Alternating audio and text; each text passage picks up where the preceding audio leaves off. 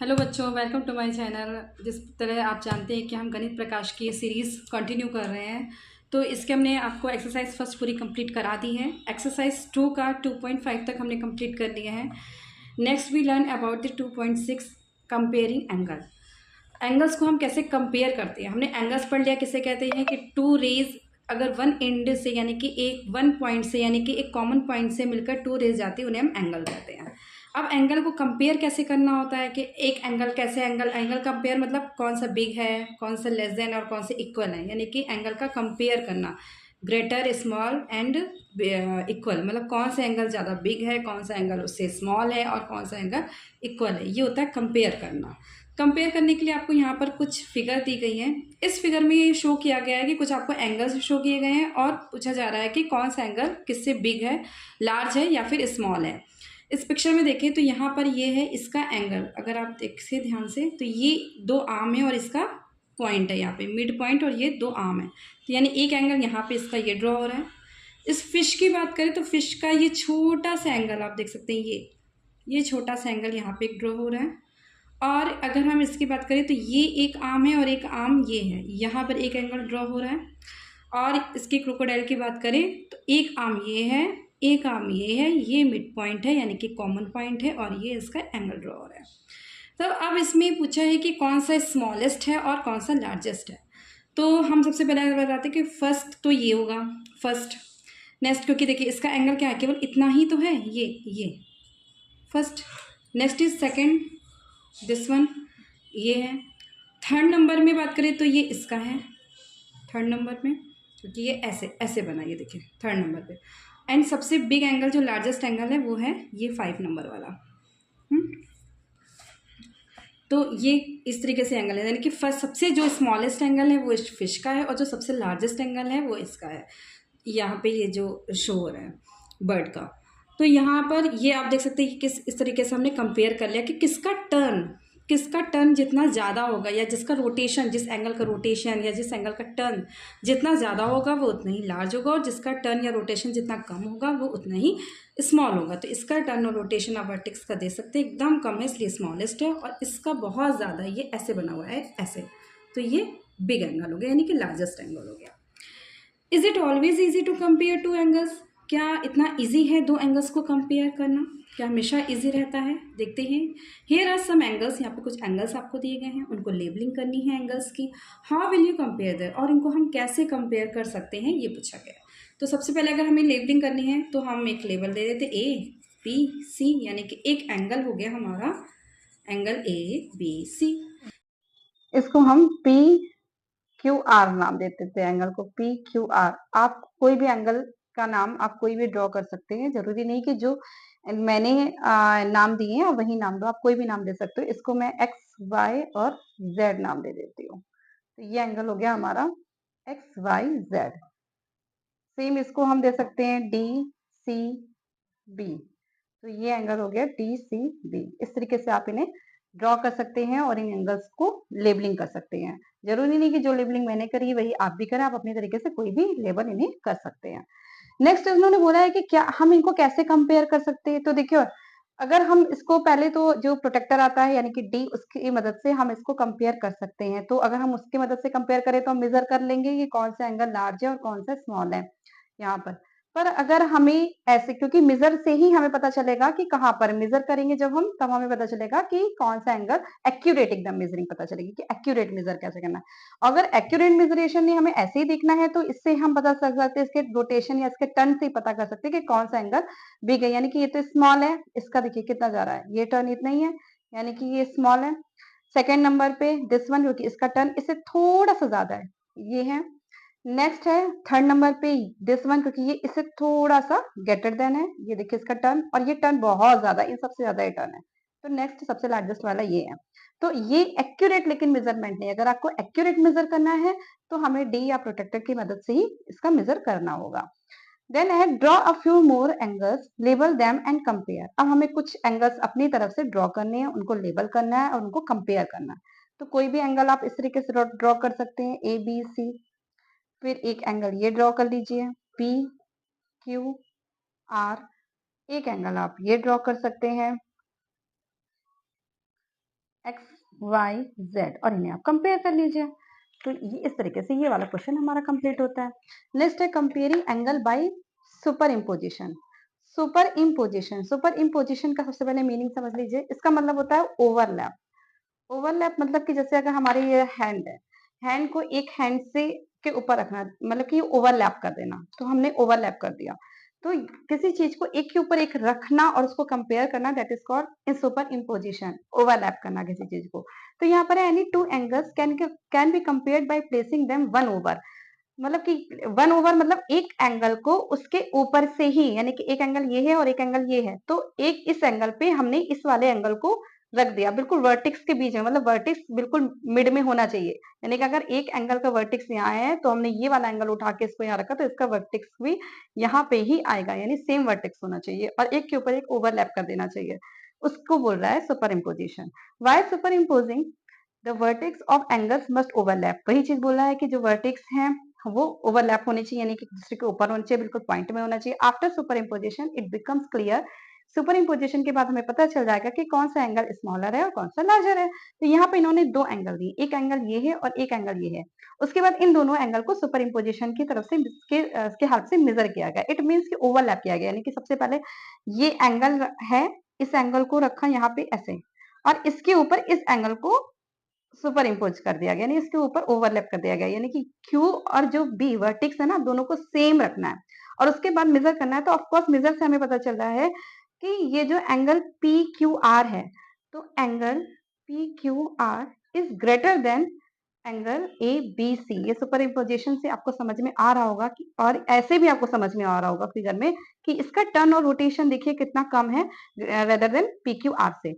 तो of course हमें पता चल रहा है कि ये जो PQR है वो ग्रेटर देन है ABC से। तो यहाँ हमें सुपर इम्पोजिशन यानी ओवरलैप के थ्रू पता चल रहा है कि कैसे हम मेजर कर सकते हैं सुपर इम्पोजिशन के। हो गए, एक बार और से आपको क्लियर कर दे कि अगर आपके पास दो एंगल है, एक ये एंगल है और एक ये एंगल है, तो इन दोनों को अगर आपको सुपर इम्पोजिशन के हेल्प से मेजर करना है या कंपेयर करना है, बताना है कौन सा लार्ज है और कौन सा बिग है, तो इनको ओवरलैप करना पड़ेगा। मीन्स कि इस एंगल को इस एंगल के ऊपर एज वर्टेक्स, बिल्कुल एक के ऊपर एक होना चाहिए वर्टेक्स, और ऐसे मेजर करेंगे तो हमें पता चल रहा है कि इसका रोटेशन टर्न ज्यादा है और इसका कम है, यानी कि ये वाला एंगल अगर हम इसको नेमिंग दे दें ABC और इसको दे देंगे DCB, DCB is greater then ABC। इस तरीके से हम सुपर इम्पोजिशन की हेल्प से कंपेयर कर सकते हैं टू एंगल्स को। इक्वल एंगल्स हैं, इक्वल एंगल को सुपर इम्पोजिशन की हेल्प से अगर मेजर करना है तो हाउ टू वी मेजर। यहाँ पर आपको टू एंगल्स शो हो रहे हैं, एक तो angle AOB and second angle is XOY। दो एंगल शो हो रहे हैं, अगर इसको हम सुपर इम्पोजिशन के करेंगे और मेजर करेंगे, यानी कि दोनों को ओवरलैप करना होगा, दोनों को एक के ऊपर एक एंगल रखना पड़ेगा और देखना पड़ेगा कि कंपेयर करने पे ये क्या, कंपेयर करने पे क्या होता है, लार्ज होते हैं, ग्रेटर होते हैं या इक्वल होते हैं। देन हमने कंपेयर किया तो जो हमारा वर्टेक्स है O, जो कि O यहाँ पर है दोनों का पॉइंट, और यहाँ पर एक रे जो हमारी है OA फर्स्ट एंगल की, वो OA, और इस सेकंड एंगल की जो फर्स्ट रे है OX, तो ये OX, यानी कि ये दोनों को ओवरलैप कर रही हैं, ये सेम ही लाइन पे लाई कर रही हैं। और यहाँ पर जो फर्स्ट एंगल है OB की आर्म और यहाँ पर है सेकंड एंगल की आर्म जो OY, ये भी यहाँ पर एक दूसरे को ओवरलैप कर रही है। इट मीन्स कि यहाँ पर ये दोनों कंपेयर करने पे दिख रहा है कि ये दोनों इक्वल है, ये दोनों ही एंगल क्या है, इक्वल है, यानी कि जो एंगल AOB है और ये जो एंगल XOY है ये इक्वल है एक दूसरे के। इट मीन्स कि यहाँ पर जो टू रेज हैं, the two rays of the both angles lie on the top of each other when the size of the angles are equal. दोनों के एंगल्स इक्वल है क्योंकि ये दोनों के जो आर्म्स हैं, वर्टेक्स है, ये दोनों एक दूसरे के ऊपर लाए।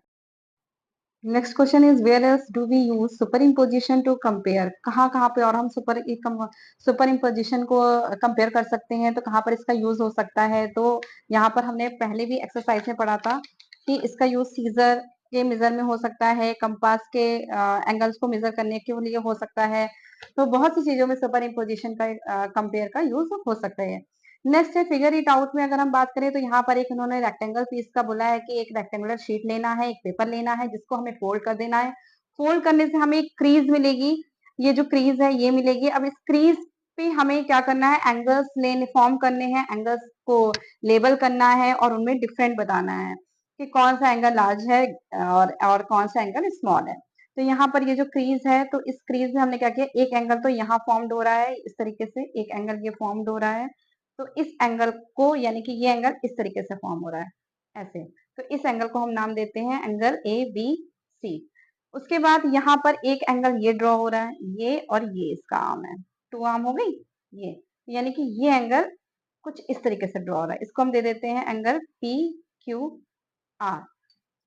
फिर एक एंगल यहाँ पर एक ड्रॉ हो रहा है ऐसे, ये इस तरीके से ड्रॉ हो रहा है, तो यहाँ पर यानी कि इसको अगर हमने बी दिया है तो यहाँ पे हम बी ही कर लेते हैं, वर्टेक्स सबका सेम ही कर लेते हैं, क्यों अलग करें, तो पी पी बी आर ऐसे दे देते हैं।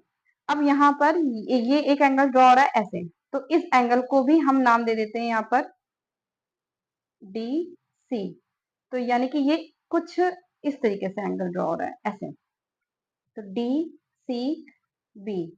फिर एक एंगल जो ड्रॉ हो रहा है वो ऐसे हो रहा है, ये वाला एंगल ऐसे, तो ये कुछ इस तरीके से ड्रॉ हो रहा है, इसको हम जेड कर देते हैं नाम, तो इस एंगल का नाम हम कर देते हैं डी बी सी जेड।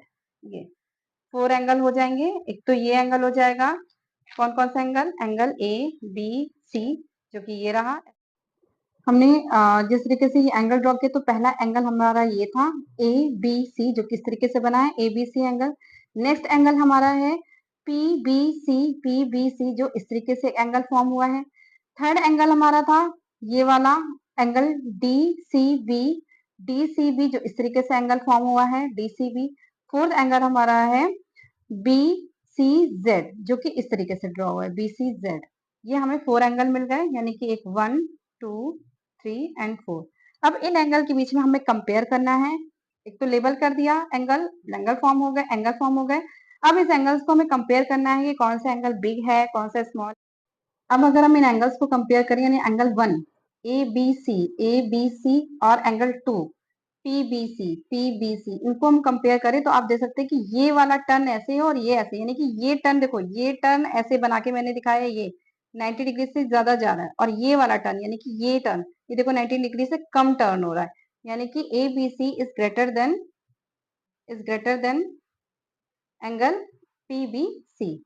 इसी तरीके से हम एंगल 3 और एंगल 4 को कंपेयर करते हैं, यानी कि एंगल डी सी बी, जो कि मैंने आपको यहाँ पे भी बना के दिखाया है, और एक है एंगल बी सी जेड, जो कि यहाँ बना के। अब देखिए इसके कंपेयर में ये कंपेयर देखिए, ये टर्न कम है और ये टर्न ज्यादा है, यानी कि angle 4 is greater than angle 3। तो यहाँ पर angle 4 is greater, angle 4 is यानी ये वाला B C D is greater than angle 3, यानी कि डी सी बी से।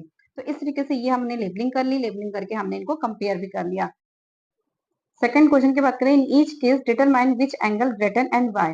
हमें बताना है कि कौन सा, ये जो फिगर है इसमें हमें बताना कौन सा एंगल ग्रेटर देन है और क्यों है।